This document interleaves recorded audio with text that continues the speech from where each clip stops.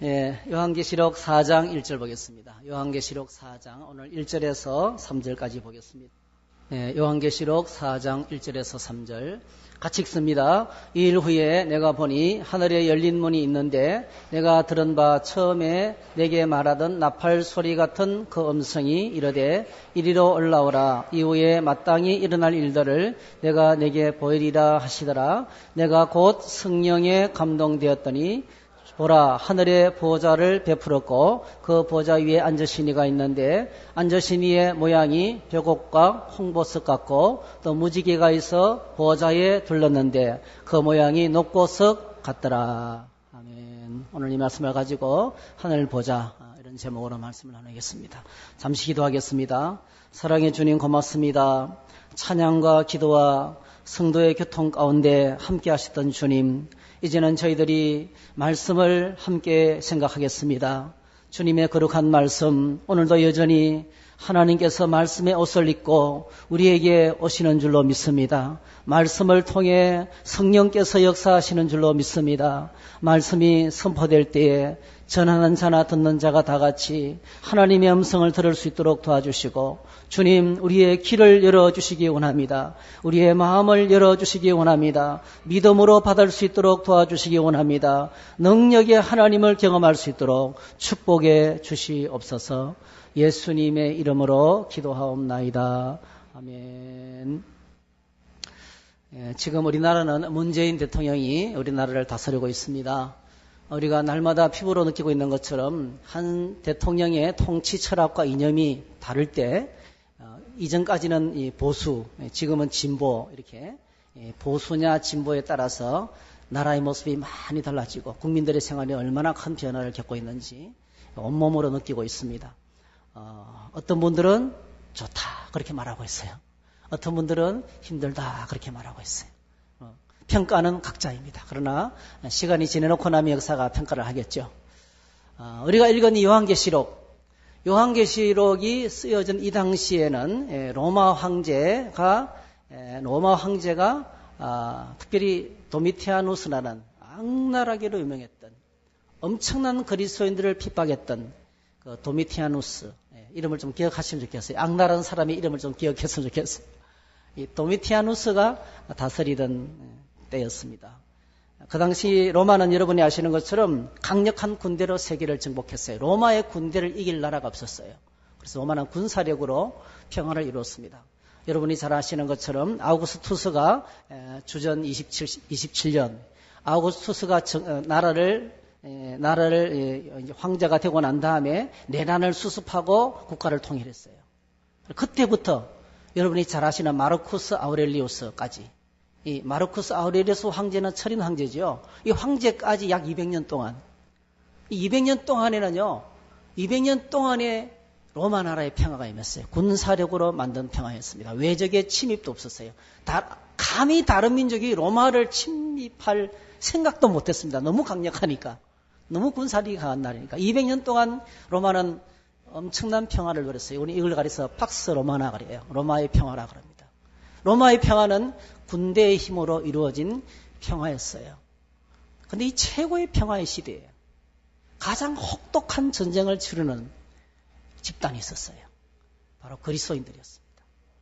이 평화의 나라에서, 이 평화의 시대에 다 평화로운데 치열한 목숨을 건 전투를 벌이고 생존의 위협을 느끼면서 생명을 유린다 하면서 인격이 짓밟히면서 그렇게 사투를 벌리는 집단, 바로 그리스도인이었습니다. 이 땅의 교회였습니다.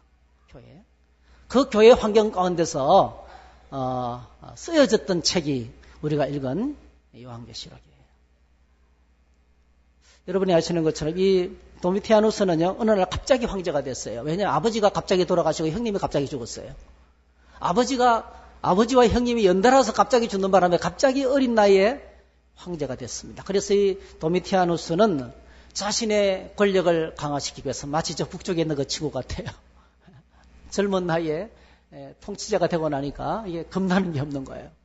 그래서 이 도미티아누스가 황제가 되고 난 다음에 이게 주 한 90년쯤 돼요.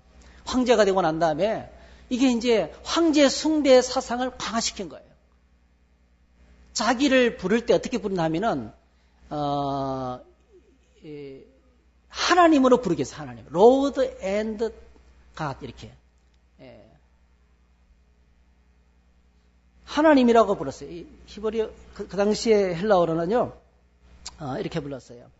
도미누스 et 데우스 이렇게. 동전에도 그렇게 새겼어요. 아예. 형상을 새겨놓고 자기를 그렇게 주님 도미누스. 그리고 AD라는 것이 안노 도미노라는 뜻이에요. 안노, 주님 이유 이 뜻이에요. 안노 도미노. 이 도미누스라는 것은 주라는 뜻입니다. 주. 그러니까 자신을 부를 때 도미누스 에트 데우스는 하나님이에요. 그렇게 부르도록 만들었어요. 그리고 로마 제국의 이름을 그냥 로마 제국 아니고 영원한 로마 이렇게 써요. Eternal Empire. 영원한 제국 이렇게 이름을 바꿨어요. 그리고 자기를 어떻게 부르냐면 Eternal King, Everlasting King, 영원한 왕 이렇게 불러요. 얼마나 자신의 황제 숭배 사상을 강화시켰던지 이 주님 외에 이 황제 외에 다른 신을 섬기는 사람들을 용납하지 않았어요. 그래서 경제활동을 못하게 만들고 추방시키고 감옥에 집어넣고 그리고 핍박을 했습니다. 이것이 이제 그 당시에 신앙 환경이 있어요. 마침 지금 중국과 같은 것 같아요. 시진핑이 집권하면서 교회를 박살내고 있잖아요. 완전 공중분해시킵니다. 실제로 와서 폭파시켜요. 건물을 폭파시키고 신도들을 내쫓고 안에 있는 기물을 다 가져가 버리고요. 전기를 끊어버리고. 지금 중국 교회 신자들은 그렇게 캄캄한 가운데 폭파된 교회 가운데서 그렇게 전기도 없이 서서 예배를 드리고 있어요. 그래도 예배 드리고 있습니다. 예배를 빠지지 않고 계속 예배를 드리고 있습니다. 마치 그와 같은 상황을 이제 만난 겁니다. 그런데 오늘 그리스도인들은 오직 하나님께만 경배할 뿐이지 로마 황제에게 절할 수가 없었거든요. 그건 명백한 우상 숭배였고 하나님을 모독하는 일이었고 그는 하나님이 가장 싫어하는 것이기 때문에 그때부터 그리스도인으로 흩어지기 시작했고 숨어들기 시작했습니다. 그래서 땅굴을 파고 지하로 들어가는 거예요. 카타콤 생활을 시작하게 됩니다. 그러면서 생명을 연장시켜 갔는데 이 혹독한 상상할 수 없는 오늘 저희들은 생각할 수 없는 이 엄청난 핍박과 박해가 그 당시 로마 이 요한계시록을 기록할 그 당시 신자들에게 닥쳐왔던 것입니다. 그 당시 많은 그리스도는 그래서 결정해야 돼요. 결정해야만 됩니다.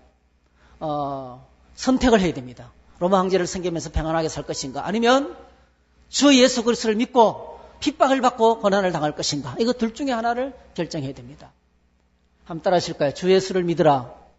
그리하면 너와 네 집이 구원을 얻으리라. 우리가 들 때는 간단하잖아요. 초대교회 신자들이 들 때는 목숨 건 도전이었어요. 주 예수 그리스도. 이거는요 대단한 말이에요. 황제가 주가 아니라는 거예요. 그건 가짜라는 거예요. 잠시 있다가 사라질 통치자라는 거예요. 연약하기 짝이 없는 실수가 많은 통치자라는 거예요. 결코 영원한 왕이 될 수 없다는 거예요. 주 예수를 믿으라. 그 당시에 예수를 주로 고백하는 것은 목숨 건 도전이었습니다. 목숨을 걸고 믿는 거죠. 그런데 놀랍게도 수많은 그리스도인들이 현실과 타협하지 않고 고난의 길을 선택했습니다. 모진 고난의 태풍이 몰아닥쳐도 그리스도인들은 중심을 잃지 않았습니다. 여러분 저와 여러분의 삶의 중심에 예수 그리스도가 계시기를 축복합니다. 중심에 모시게 됩니다. 흔들리지 말아야 됩니다. 누가 뭐라 그래도 눈도 까딱하지 않고 우리가 믿는 말을 계속 믿어야 됩니다. 오히려 예수 그리스도의 이름 때문에 당하는 환난과 핍박을 자랑스럽게 생각했습니다. 몬타누스파 같은 경우는 거구 이단인데요. 그러니까 뭐 극자가 아니고요. 이 몬타누스파 같은 경우 순교를 열망했어요. 순교를 열망하는 집단이 생기는 거예요. 이제 그 핍박 가운데 순교를 열망하는 공동체가 생기기 시작했어요. 대놓고 죽고 싶어서 자신을 드러내는 거예요. 그런 극단적인 이단도 생겼습니다. 그 정도로 뜨거웠습니다. 그들은 한결같이 마라나타 주님이 곧 오신다는 거예요. 주님이 곧 오셔서 이 세상 정권을 정복하고 영원한 하나님 나라에 들어갈 것을 의심하지 않았습니다. 에베소 교회를 섬기던 이 사도 요한도 그렇게 황제 숭배를 거절한 대가로 지금 밤모섬의 채석장이에요. 채석장, 돌을 캐는 섬이었습니다. 그 채석장 한 기퉁이에 그 황망한 그 사막 한 곳에 그 산 한 곳에 섬 한 곳에 유배 홀로 유배를 당해서 그곳에 갇혀있는 그런 신세가 되었던 것입니다. 90이 넘은 노인이었고 이미 그 몸이 이미 하나님 나라의 복음 때문에 여러 가지 많이 상해서 닫혀있는 그런 상황이었습니다. 그래서 성경을 보면 그의 상황을, 그의 고백을 이렇게 들을 수 있죠. 나 요한은 너희 형제요 예수의 환난과 나라와 참음에 동참하는 자라. 그의 몸에도 온통 핍박으로 인해서 박해로 인해서 몸이 나이가 90이 되었지만은 병든 몸이었고 약한 몸이었어요. 자, 그런데 어떤 일이 일어났습니까? 하나님께서 외로운 섬 밤모에 하나님의 신실한 종 사도 요한을 찾아왔습니다. 할렐루야. 언제 찾아왔습니까? 언제 찾아왔어요? 한번 같이 읽어보겠습니다. 시작. 주의 날에 내가 성령의 감동이 되어 내 뒤에서 나는 나팔 소리와 같은 큰 음성을 들으니 주님의 날에 찾아왔습니다. 여러분 요한계시록 1장부터 4장까지가 요한계시록 전체 해석의 키인데요. 오늘 우리가 4장을 읽었어요. 4장. 이 4장까지 일이 똑같은 상황에서 벌어진 거예요. 주의 날에 벌어진 사건이에요. 주의 날에 하늘이 열리고 주의 날에 음성이 들려오고 주의 날에 주님의 모습이 나타나고 주의 날에 엄청난 환상을 보는 거예요. 이것이 주의 날입니다.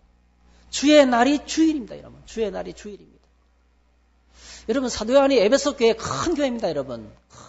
큰 교회에서 엄청나게 많은 신자들의 그 찬송과 기도와 섬김 속에 예배를 드렸어요. 그리고 핍박을 받아서 만신창이가 돼서 외로운 밤 모습에 홀로 나이가 90이 되어서 왔는데 주일이 다가왔는데 평생을 예배드려 왔어요. 평생을 예배드려 왔어요. 평생을 말씀을 전해왔어요. 평생 동안 사역을 해왔어요. 좀 쉬어도 되겠죠? 어떤 목사님이 우리나라 유명한 대한민국에서 한두 번째 가는 그 목사님이 한국 사역에서 좀 지쳐서 영국에 연구하러 갔는데 그분 목사님이 그렇게 우리한테 고백하시더라고요. 영국에 갔는데 2달 동안 잠 안 잤대요.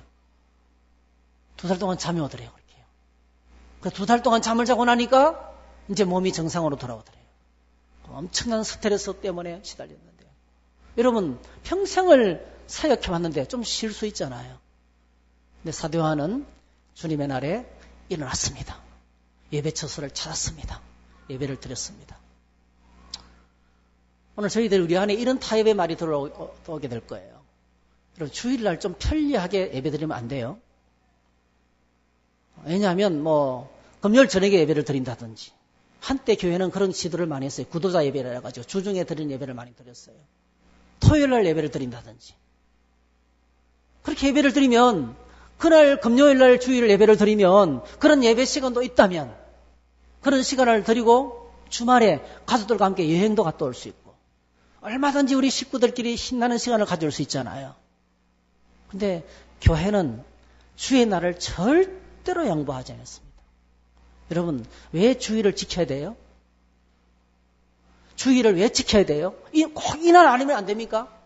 다른 날도 날인데 꼭 이렇게 함께 모여서 예배드려요. 텔레비전 보면서 은혜로운 설교를 들으면서 얼마든지 기가 막힌 예배를 드릴 수 있어요. 근데 왜 여기 나와서 주일을 지켜야 될까요? 여러분 신약 성경에 나오는 이런 말씀들을 이야기해서는 반드시 구약의 배경이 있어요. 우리가 지난번에 생각했던 세례 사건은 바로 출애굽 사건과 유월절 사건과 깊은 관계가 있죠. 유월절 사건과 홍해를 건너는 사건과 깊은 관계가 있는 거예요. 그런데 마찬가지로 오늘 우리가 던지는 질문, 주일을 꼭 이날 지켜야 되는가 하는 이 질문을 알기 위해서는요, 안식일 제도를 기억해야 돼요. 하나님께서 천지의 만물을 만드시고 난 다음에 첫 번째로 제정하신 것이 안식일이죠. 안식일. 그래서 창세기에 보면 이렇게 기록되어 있습니다. 창세기 1장에서 온 우주 만물을 다 만드셔. 하늘과 땅과 바다와 그 가운데 있는 것들을 다 만드시고 난 다음에 하나님 창조 사역을 끝냈어요.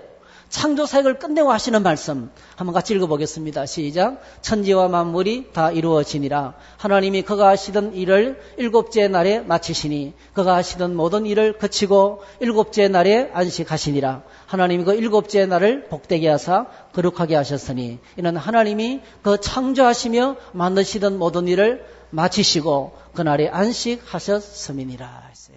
중요한 단어가 있어요. 날이 있는데요. 한 날 하나님이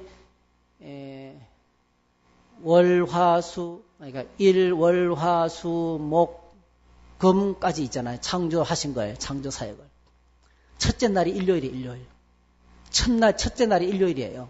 한 주의 시작이 일요일이에요. 일요일부터 창조를 시작하신 거예요. 그리고 언제 끝냈습니까? 금요일까지 끝낸 거예요.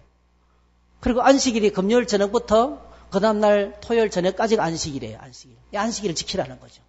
자, 이 안식일에 대해서 말하면서 뭐라고 말씀하시냐면 창조를 끝내고 하나님이 안식하시면서 이 날에게 뭐죠? 복 주셨어요. 자, 어떤 특정한 날에 복을 주셨다는 것은 이해가 될 거예요. 쉬워요. 이 날을 복되게 하신 거예요. 근데 그 날을 오늘 본문에 중요하게 생각해 거룩하게 하셨어요.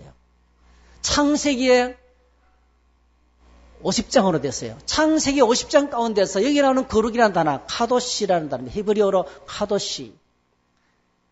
딱 한 번 나오는 거예요. 이 창세기 2장 3절에 거룩하게 하셨다는 단어가, 이 카도시라는 단어가 딱 한 번 나오는 거예요. 나를 거룩하게 하셨어요. 나를 거룩하게 하셨어요. 여러분, 나를 어떻게 거룩하게 해요? 시간을 거룩하게 하신 거예요. 시간을. 여러분, 하나님께서 거룩하게 하는 것이 항상 두 가지입니다. 공간을 거룩하게 하고 그 다음에 두 번째는 시간을 거룩하게 해요. 우리가 드린 예배 드리는 장소를 왜 성전이라 부릅니까? 왜 성전이라 부릅니까? 예배하는 초소이기 때문에. 여기 앉아있는 나무예요. 그냥 일반 나무예요. 앉아서 예배 드리는 성도 여러분 다 사람이에요. 근데 왜 성도라 부릅니까? 성도. 하나님이 임재하시는 곳을 성전이라 불렀어요. 구별해서 거룩하게 하셨어. 모세가 호렙산에서 떨기나무 앞에서 그 흙먼지가 풀풀 리는 그 황막한 사막에 나 있는 떨기나무, 가시나무 떨기예요. 가시나무 떨기 나무 앞에서 하나님이 임재하시면서 모세야 내 발에 신을 벗어라. 내가 성벗은 거룩한 것이니 내 발에서 신을 벗어라. 이렇게 했어요. 그는 하나님이 임재하시는 공간을 특별하게 구별하셔서 거룩하게 하실 때가 있었어요. 그들은 기억하시기 바랍니다. 시간을 거룩하게 하는 것은 이 날밖에 없었어요. 하나님이 수많은 날들 가운데서 딱 한 날을 구별했어요. 안식일을. 하나님이 구별하신 안식일이에요. 하나님이 천지 만물을 창조하고 난 다음에 처음으로 자신의 소유권을 주장하세요. 이 날은 내 날이라는 거예요. 이 날은 내 날이라는 거예요. 내 마음대로 너네들 마음대로 살아서는 되는 날이 아니고 하나님께 나와서 구별되어서 드려야 될 날로 구별하신 거예요. 그래서 타협할 수가 없는 거예요. 절대로 타협할 수 없는 거예요. 이 날이 뭡니까? 이 날이 어떤 날로? 이 날의 성격이 바뀌기 시작하는데요. 자, 창세기에서는 이 날을 어떻게 제정하게 되었습니까? 천지 만물을 창조하시고 난 다음에 하나님께서 쉬시는 날이셨어요. 2일 끝에 오는 안식이었어요. 그렇죠? 2일 끝에 천지를 창조하신 창조 사역을 마치고 그 다음에 안식하신 거예요. 그래서 이 안식일에 관한 계명이 두 가지로 나오는데요. 출애굽기 20장하고 신명기 5장이에요. 안식일에 관한 계명이 출애굽기 20장과 신명기 5장에 두 군데 나오는데 달라요. 공통점은 제일 많아요. 모든 계명 가운데서 가장 많은 분량이 안식일에 관한 계명이 절수가 제일 많아요. 양이 제일 많습니다. 계명이 제일 많다고요. 설명이 제일 많다는 거예요. 중요하다는 뜻이겠죠? 출애굽기 20장에 보면 우리가 지난번에 10계명 할 때 공부했어요. 자, 안식일을 기억하여 거룩하게 지키라. 쭉쭉 설명해놓고 난 다음에 11절 안식일을 지키게 된 이유를 이렇게 설명합니다. 이는 엿새 동안에 나 여호와가 하늘과 땅과 바다와 그 가운데 모든 것을 만들고 일곱째 날에 쉬었음이라. 그러므로 나 여호와가 안식일을 복되게 하여 그날을 거룩하게 하였느니라. 내가 구별한 나의 날이라는 거예요. 이유는 하나님이 천지 만물을 다 완성하시고 쉬셨기 때문에 우리도 쉬어야 된다는 거죠. 근데 신명기는요, 달라요. 신명기는 똑같은 건데 안식일을 기억하여 안식일을 지켜 거룩하게 하라 이렇게 해놓고 이유를 15절 너는 기억하라. 내가 애굽 땅에서 종이 되었더니 내 하나님 여호와가 강한 손과 편팔로 거기서 너를 인도하여 내었음이라 했어요. 뭐 때문에 안식일을 지켜야 되는 거예요? 하나님께서 우리를 구원해 주신 은혜가 감격했어. 할렐루야. 하나님이 나를 구원해 주신 구원의 은혜가 감사해서 구원의 은혜가 감격해서 안식일을 기억하여 지키라는 거예요. 그래서 오늘 저와 여러분들이 안식일을 지킬 때 두 가지를 생각하셔야 돼요. 하나는 그날 뭘 기억하셔야 돼요? 온 천지 만물을 만드신 위대하신 하나님을 묵상해야 돼요. 두 번째로 날 구원하신 십자가의 은혜를 묵상하고 주님께 나와야 되는 거예요. 그래서 안식일의 의미가 바뀌는 거예요. 창조 기념일에서 뭐예요? 구원의 기념일로. 근데 예수님께서 이 땅에 오셨어요. 십자가에 죽으시고 부활하시고 승천하셨어요. 그 구원을 언제 이루셨습니까? 십자가에 죽으시고 부활하심으로 완성하신 거예요. 그래서 그 구원을 완성하신 날이 주의 날입니다. 주의 날은 주님이 부활하신 날이에요. 그래서 초대교회 신자들은 자연스럽게 약 200년 동안 처음에는 안식일과 주일을 같이 시켰어요. 같이. 안식일에도 예배드리고 주일도 예배드리고. 왜? 많은 신자가 유대인들이었기 때문에. 근데 콘스탄틴 황제가 313년에 로마를 기독교를 국교로 선포하고 난 다음부터 정했습니다. 주일이 안식일이라고. 아직도 이단들은요, 아니야, 토요일 날을, 그러니까 금요일 저녁부터 토요일 저녁까지 안식일을 지키기는 못 받고, 이렇게 구약에 집착해서 지키는 자들이 있어요. 엄청나게 어리석은 거예요. 왜냐하면, 여러분 꼭 기억하세요. 구약은 그림자고 신약은 실체예요. 구약은 앞으로 올 일을 보여주는 그림자예요. 구약의 모든 사건들은 전부 다 그림자예요. 메시아가 오겠다고 예언했어요. 예언했어요. 근데 그 예언을 했던 예수님이 진짜 오셨어요. 오셔서 구원을 완성하셨어요. 여러분, 그림자를 붙들고 살겠어요? 실체를 붙들고 살겠습니까? 주의를 지키는 것이 옳은 거예요. 꼭 기억하셔야 돼요. 왜 주의를 지켜야 됩니까? 그날은 하나님께서 거룩하게 구별하셨어요. 하나님이 정하셨어요. 절대로 타협하면 안 돼요. 여러분, 무슨 일이 있어도 주의를 지키시기를 바랍니다. 주의를 마음속에 이게 그리스도인의 상징이에요. 주의를 지키는 것이 그리스도인됨의 표시예요. 이 땅에서 안식일을 지키는 자가 천국의 안식에 들어가요. 그러니까 엄청난 의미가 있는 겁니다. 단순히 그냥 예배드리고 은혜 받는 날이 아니에요. 하나님이 분명하게 구별하신 카도시 선을 딱 그어놓고 이날 전체는 다 하나님의 날이다. 그래서 여러분 주일날 예배드리 이것만으로 예배드리지 마시고요. 주일날 하루 전체를 하나님 보시기 아름다운 날로 만드세요. 이날은 특별히 성경 읽고 묵상하고 좀 쉬기도 하고 가족들과 같이 좋은 대화 시간도 갖고 또 뭐지요? 예, 어려운 사람 돌아보기도 하고 할머니 할아버지 어머니 아버지 찾아뵙기도 하고 아픈 사람 좀 찾아보기도 하고 이렇게 하나님이 기뻐하시는 일을 좀 하면서 주님을 묵상하며 살아가는 것이 주일을 아름답게 지내는 시간입니다. 여러분 주의 날에 하늘문이 열렸습니다. 밤모섬에 예배당한 사도연도 그래서 그 연로한 몸을 이끌고 예배 처소를 찾았던 거예요. 홀로 찬양대도 없어요. 기도한 사람도 없어요. 청중도 없어요. 근데 혼자 하나님께 나가서 예배를 드렸던 거예요. 그 예배 드리는 그때에 주님이 그를 찾아와 주셨습니다. 역대상 28장에 다윗이 아들 솔로몬에게 마지막 유언을 해요. 내 아들 솔로몬아, 너는 내 아버지의 하나님을 알고 온전한 마음과 기쁜 뜻으로 섬길지어다. 여호와께서 모든 마음을 감찰하사 모든 의도를 아시나니 내가 만일 그를 찾으면 만날 것이요. 내가 만일 그를 버리면 그가 너를 영원히 버리시리라. 한번 따라하실까요? 그를 찾으면 만나 주실 것이다. 할렐루야. 오늘 하나님을 여러분들이 찾아오시는데 주님을 만나시기를 축복합니다. 말씀을 통해서 예배를 통해서 주님을 만나는 역사가 일어나야 돼요. 히브리서에도 이렇게 말씀하셨어요. 믿음이 없이는 하나님을 기쁘시게 하지 못하나니 하나님께 나아가는 자는 반드시 그가 계신 것과 또한 그가 자기를 찾는 자들에게 상 주시는 이심을 믿어야 할지니라. 그렇게 하셨습니다. 자, 갇혀있는 사도 요한에게 하나님께서 찾아와서 만나주시면서 말씀하셨어요. 반드시 속히 일어날 일들을 말씀하고 보여주셨어요. 반드시 속히 일어날 일들이 어떤 것입니까? 그것은 바로 뭐냐? 한마디로 합쳐가면요. 하나님께서 요한계시록 전체가 바로 뭐냐면 하나님께서 그 백성들을 내버려주지 않으시고 찾아오셔서 구원을 완성하실 일이에요. 우리의 구원을 완성하실 그 일을 말씀하셨어요. 그래서 요한계시록에서는 하나님이 환난과 핍박 가운데 있는 성도들을 격려하시기 위해서 사도 요한을 통해서 보여주는 세 가지 그림이 있어요. 첫 번째로는요, 짐승이 다스리는 이 세상이에요. 거기 나온 짐승이 누구겠습니까?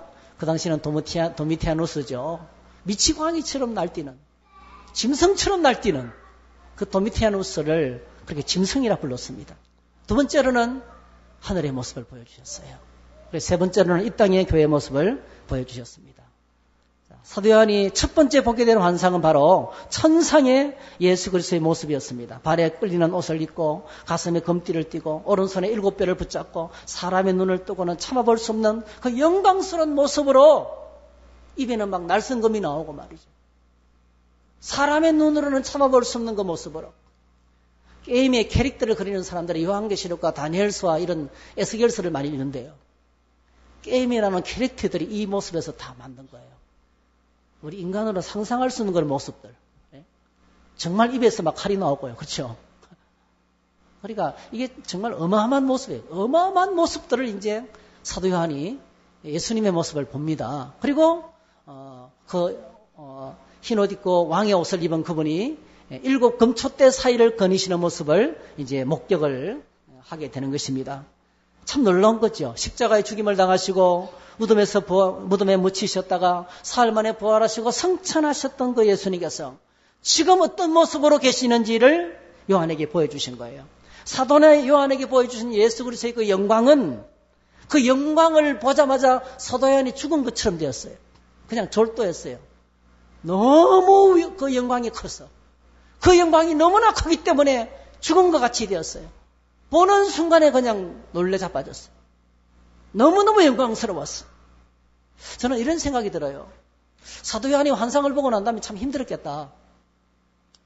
여러분, 이런 모습들을 인간의 언어로 표현하는 것도 어렵지만은 이런 걸 내가 봤다고 하면 사람들이 믿어주겠어요? 이거 어떻게 전달하게 돼요? 야, 이걸 어떻게 전달하지?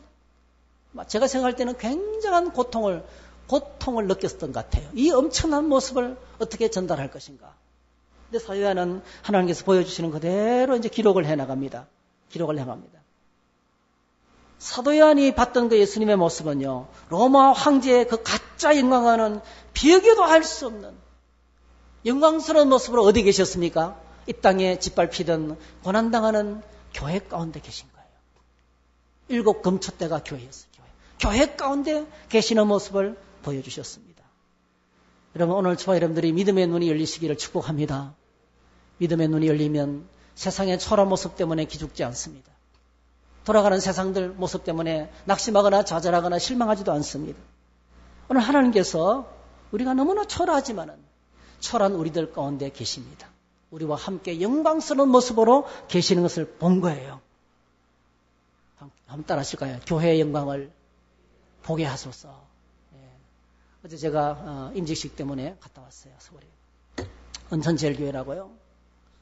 예배당은 대리석으로 어마어마하게 크게 지어놨는데 그동안에 교회가 지금 49년이 됐는데 몸살을 얼마나 알았는지 몰라요.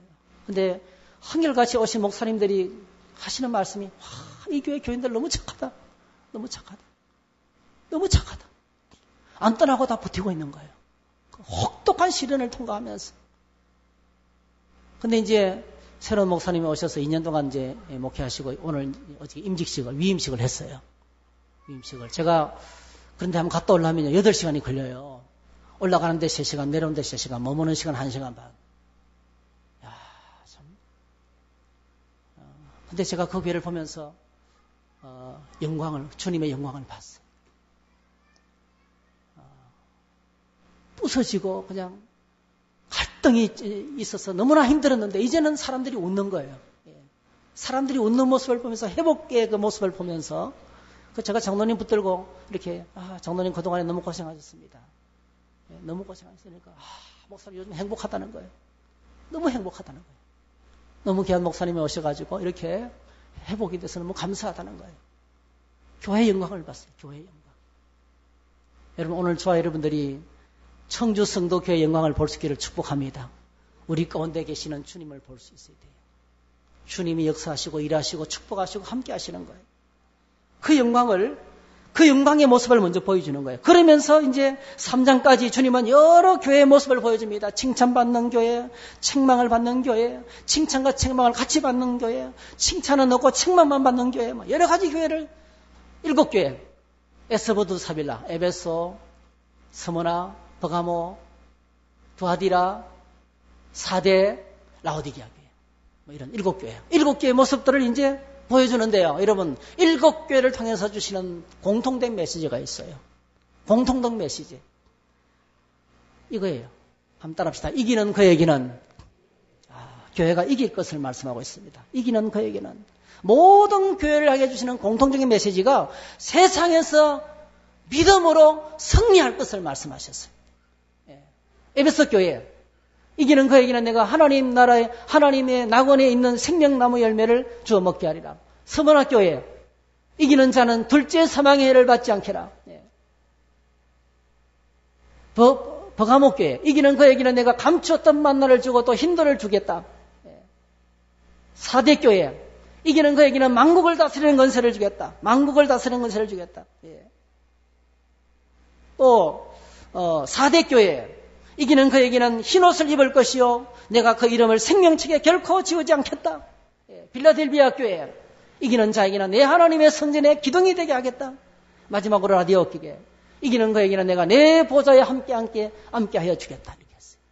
계속 모든 교회에 주시는 공통적인 메시지가 이기라고 말씀하시는 거예요. 사랑하는 성도 여러분, 오늘 주일은 이기기를 축복합니다. 죄에 지지 마시고 유혹에 넘어가지 마시고 세상에 넘어가지 마시고 말씀 붙들고 신앙생활의 심장 같은 기도를 게을리하지 말고 말씀과 기도 가운데 살아있을 때에 우리가 세상을 이길 수가 있어요. 세상을 이길 수 있는 유일한 길은 믿음밖에 없습니다. 그래서 믿음으로 이길 것을 건면했습니다. 신앙생활은 여러분 교회 안에서 시작되고 교회를 통해서 성장하고 그리고 세상에서 승리하는 것으로 결론을 맺어야 됩니다. 여기서 아무리 은혜를 많이 받아도 나가서 유혹에 넘어가면 끝나는 거예요. 여기서 아무리 은혜를 많이 받아도 나가서 다투고 싸우고 시기질투하고 제 가운데로 떨어지면 죄의 종이 되고 사단의 종이 되는 거예요. 오늘 여기서 믿음이 성장하고 그래서 양육훈련반을 하고 제자훈련반의 목적이 제자훈련반을 했습니다. 라떼를 졸업장을 받고 또 양육훈련반 수료증을 받게 한 게 아니에요. 아무리 훈련을 많이 받아도 세상에 나가서 승리하지 못하면 효과가 없는 거예요. 이기셔야 됩니다. 여러분 사람에게 한번 축복하세요. 매일 승리하시기를 축복합니다. 날마다 승리하세요. 예배드리면서 승리하시기를 축복합니다. 하나님이 사도 요한에게 보여주는 세 번째 그림이 있어요. 그게 제일 먼저 박해로 환난 가운데 있는 사도 요한과 교회들을 격려하셨어요. 그리고 이제는 사도 요한에게 하늘을 열어 보여주시는 거예요. 4장 1절 계시록 해석의 키포인트예요. 일 후에 내가 보니 하늘에 열린 문이 있는데 하늘이 열린 문이 있는데 하늘도 허술한 데가 있구나. 이게 하늘도 뚫린 데가 있구나. 그거 아니에요, 여러분. 요한에게 하늘을 보여주는 거예요. 열어서 하늘 문을 보여주는 거예요. 여러분 주일날 예배하고 주님 보좌 앞에 나갈 때 하늘이 열리기를 축복합니다. 영적인 세계가 보여야 돼요. 참 이게 영적인 세계를 하나님이 계신 것을 경험하는 것은 엄청나게 쉬운데 또 어려워요. 엄청나게 쉬운데 어려워요. 날마다 만나고 날마다 그분과 같이 살면서도 또 모르는 거예요, 이게. 어떤 때는 또 안 계신 것 같고 그런 생각이 들 때가 많아요. 그럼 꼭 기억하셔야 돼요. 통로는 하나밖에 없습니다. 말씀 생활과 기도 생활밖에 없는 거예요. 예배 가운데 주님은 우리에게 찾아오시는 것입니다. 자, 이 일 후에 내가 보니 하나님 계속 단계적으로 하늘을 보여주고 계시는데요. 환상을 통해서 보여주고 계시고 말씀을 통해서 보여주시는데요. 나팔사료같이 크고 분명한 목소리로 사도 요한을 초청합니다. 이리로 올라오라. 이리로 올라오라. 초청합니다. 자, 그리고 뭘 이야기합니까?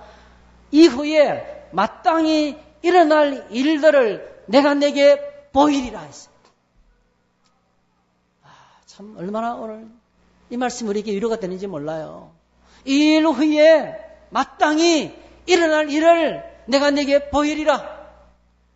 눈앞의 현실은 완전히 뒤죽박죽이에요. 도미티오니아누스가 짐승같이 날뛰고 있어요. 어찌 하나님이 살아계시면 저 인간을 그렇게 내버려 두나? 어찌 하나님이 살아계시면 저런 인간을 통치자로 내버려 두냐? 당장 목을 쳐서 데려가시지 않고. 오늘 저희들도 똑같습니다, 여러분. 우리 현실을 보게 되면 뒤죽박죽 되어지는 것 같아요. 그런데 여러분 꼭 기억하시기 바랍니다. 일의 진행과 결과는 하나님이 진행하십니다. 마땅히 일어날 일들, 앞으로 일어날 일들을 주님이 다 알고 계시는 거예요. 모든 일들이 역사가 주님 손에 있는 거예요. 이것이 우리의 믿음입니다, 여러분. 세상을 이기는 믿음은 눈에 보이는 현상이 있지 않습니다. 역사의 주권자가 되시는 하나님. 하나님의 주권을 믿는 믿음이에요. 사람 마음대로 되지 않습니다. 어떤 개인의 뜻대로 되지 않습니다. 절대로 이 세상은 그냥 굴러가지 않습니다, 여러분. 우연하게 어떤 일이 툭툭 벌어지지 않습니다. 하나님의 절대적인 간섭과 주권 속에 그 일이 진행된다는 겁니다. 그래서 위로가 되겠죠. 앞으로 내가 일어날 일들을 다 너에게 이야기해 주겠다. 하나님께서 그러면서 사도행에게 뭘 보여줍니까? 그러면서 보여주는 것이 하늘을 보여주는 거예요. 내가 곧 성령의 감동이 되었더니 보라 하늘에 보좌를 베풀었고 그 보좌 위에 앉으시니가 있는데 주님의 말씀이 떨어지자마자 동시에 사도 요한이 성령으로 감동이 되었습니다. 할렐루야. 주님의 입에서 나오는 말씀, 주의 날에 나팔소리 같은 그분의 음성을 들을 때 성령이 충만하게 되었어요. 성령의 감동이 되었어요. 이것이 성령께서 역사하시는 방식이에요. 그러면서 하늘을 보여주는데 그가 보는 하늘이 어떤 하늘입니까? 이런 하늘이에요. 보좌 위에 앉아 계시는 분이 계십니다. 하늘에 보좌가 있는데 그 보좌에 앉아 계신 분이 계십니다. 누굽니까? 성부, 성자, 성령 하나님이시죠. 하나님 아버지, 하나님의 아들 예수 그리스도, 성령, 이 하나님의 보좌를 보는 거예요. 그 보좌에 앉아 계시는 분을 보는 거예요. 그리고 그 보좌의 모양을 보여주는데 벽옥과 홍보석 같고 무지개가 있고 그 모양이 녹보석 같은 이 보좌의 모양입니다. 보좌의 모양, 홍보석, 벽옥, 녹보석, 무지개 이런 모습이 보이는 거죠. 정확하게 녹보석이 아니고요. 같고 그와 같은 이로 형용할 수 없는 영광스러운 아름다운 모습으로 그 보좌의 모습을 보여주고 있는 것을 보게 됩니다. 여러분, 유대인들은 하늘을 항상 세 가지 개념으로 생각하고 있어요. 첫 번째 하늘은 이렇게 짐승들이 살아있는 공간이에요. 이 대기권이 첫째 하늘이에요. 두 번째 하늘은 별들이 다니는 하늘이에요. 이 별들이 다니는 하늘을 이스라엘 사람들은 영적인 공간으로 생각했어요. 약간 마귀가 있는 공간. 마귀가 공중권세가 역사하는 곳.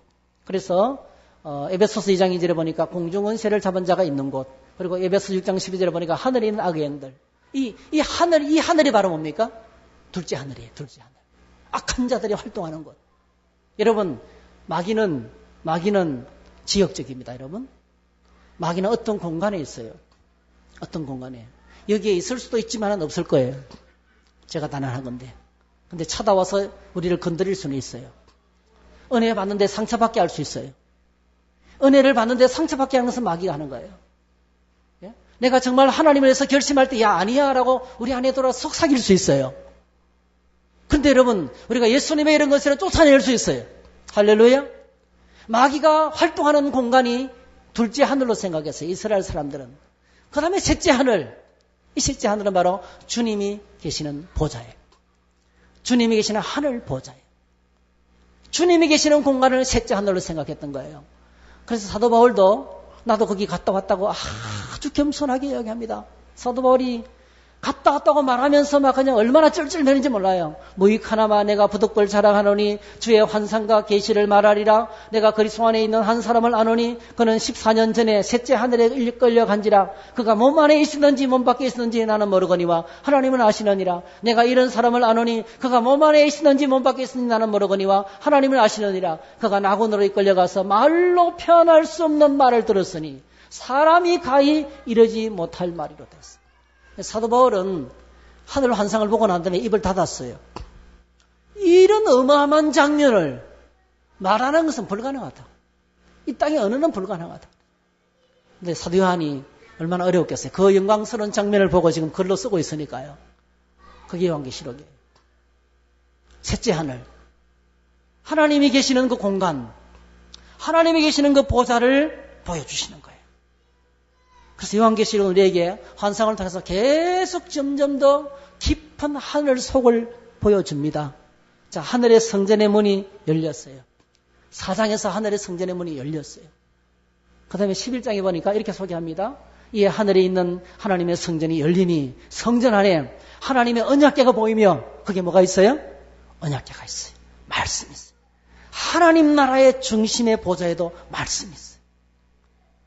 번개와 음성들과 우레와 지진과 큰 음악이 있더라. 그냥 있는 것이 아니고요. 어마어마한 두려움과 무서움 가운데 그 영광 가운데 말씀이 있는 거예요.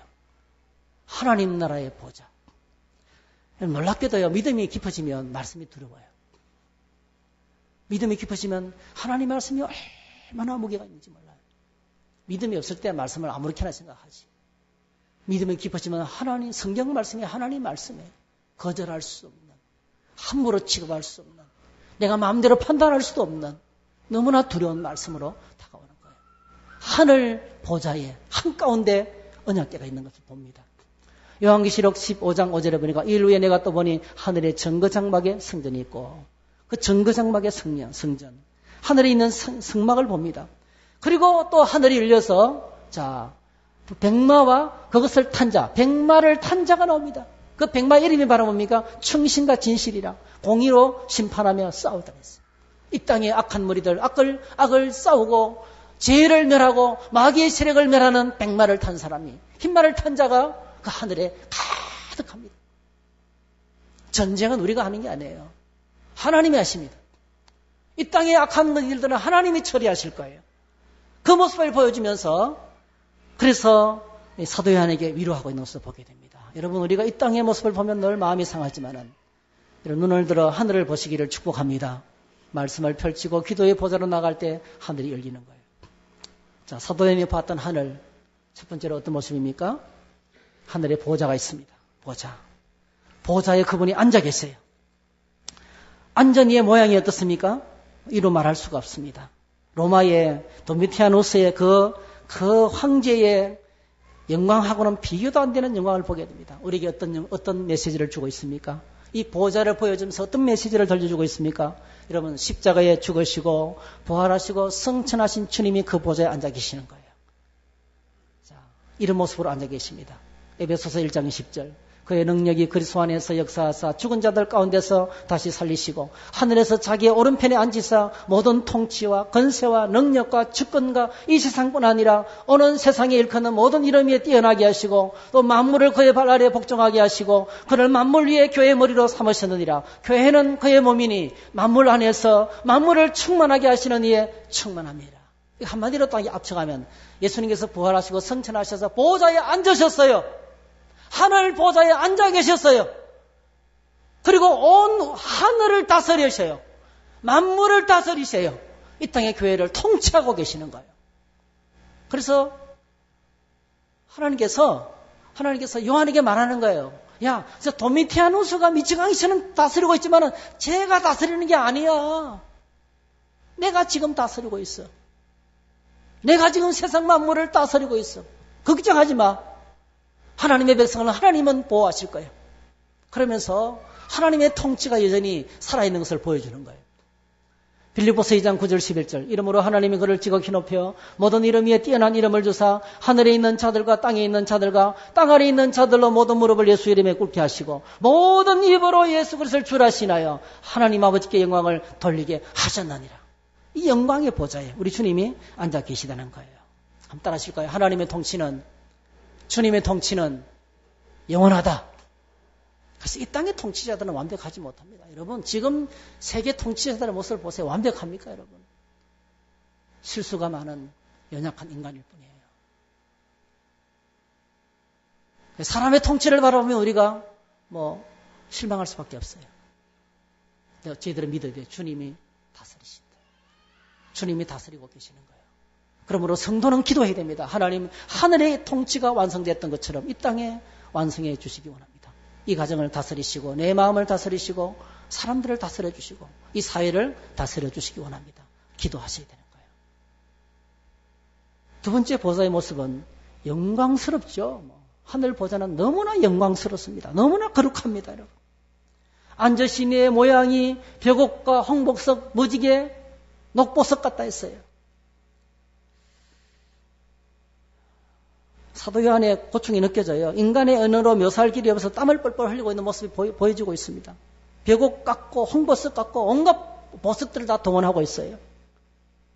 이 12보석은요, 12보석은 처음과 이거는 이 벽옥과 홍보석은 딴 게 아니고요. 대제사장의 가슴에 달고 있는 12가지 보석의 처음하고 마지막 보석이에요. 이게 벽옥으로 시작해서 홍보석으로 끝나는 거예요. 대제사장의 가슴에 붙였던 그 보석의 이름이에요. 이것은 장차 임할 이 새 예루살렘의 기초석입니다. 요한계시록 21장에 보면 이 보좌의 모양은 녹보석 같은 무지개가 둘러싸여 있었어요. 무지개. 오늘도 변함없이 말씀을 어기지 않고 지키시는, 약속을 지키시는 언약의 하나님이라는 것입니다. 그래서 우리에게 들려주는 메시지가 있어요. 첫 번째로는요, 가장 영광스럽고 아름다운 자리. 가장 영광스럽고 아름다운 자리가 하늘 보좌라는 거예요. 하늘 보좌. 그래서 우리가 이 보좌를 봐야 돼요. 이 보좌의 영광을 봐야 세상 것을 떠나보낼 수가 있습니다. 세상의 화려한 것에 유혹을 물리칠 수가 있다는 거예요. 두 번째로는 녹보석 무지개, 하나님의 보좌는 녹보석 무지개로 둘러싸여 있어요. 이 무지개는 신실한 하나님의 언약입니다. 여러분 기억하세요. 아무것도 붙잡을 것이 없어도 말씀만 붙들시기를 바랍니다. 하나님의 말씀만 붙들고 갈 때 가장 안전합니다. 그게 바로 하나님의 보좌 한가운데예요. 그러니까 우리가 말씀 붙들고 기도의 보좌로 나가면 지금 우리가 어디로 나가는 거예요? 하늘 영광 보좌로 나가는 거예요. 하늘 영광 보좌로 말씀 보좌 붙들고 나가는 것입니다. 오늘 말씀은 우리에게 결단을 촉구합니다. 아무리 세상이 어려워도 누구를 선택할 것인가를 결정해야 됩니다. 하나님을 선택할 것인가 아니면 세상을 선택할 것인가. 지금 이기고 있는 자를 붙잡을 것인가 앞으로 이길 자를 붙잡을 것인가. 지금 세상을 붙들고 있는 자 밑에서 순종할 것인가 아니면 장차 오실 왕이신 그 예수님을 붙들고 살아갈 것인가 승리할 것인가. 가장 높고 영광스럽고 거룩한 보좌는 하늘 보좌에 있습니다. 한 번도 하나님은 그 자리에서 내려온 적이 없어요.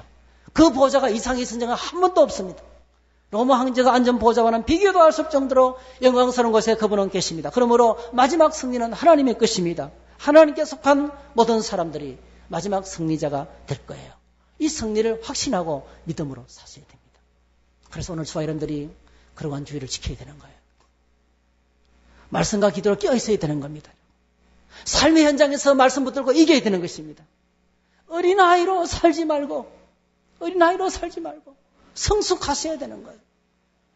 유혹에 그냥 넘어져가고 하루에도 기분이 몇 번이나 바뀌고 천국과 지옥을 왔다 갔다 하는 어린아이, 나밖에 모르는 어린아이를 청산해야 됩니다. 여러분. 이 땅의 끝하고는 비교도 안 되는 말로 표현할 수 없는 영광스러운 세계가 우리를 기다리고 있어요. 그 나라 영광을 바라보면서 믿음의 삶을 사셔야 돼요. 그렇게 주님을 섬기는 저와 여러분 되시기를 주의 이름으로 축복합니다. 할렐루야. 자리에 일어나셔서 함께 찬양합니다.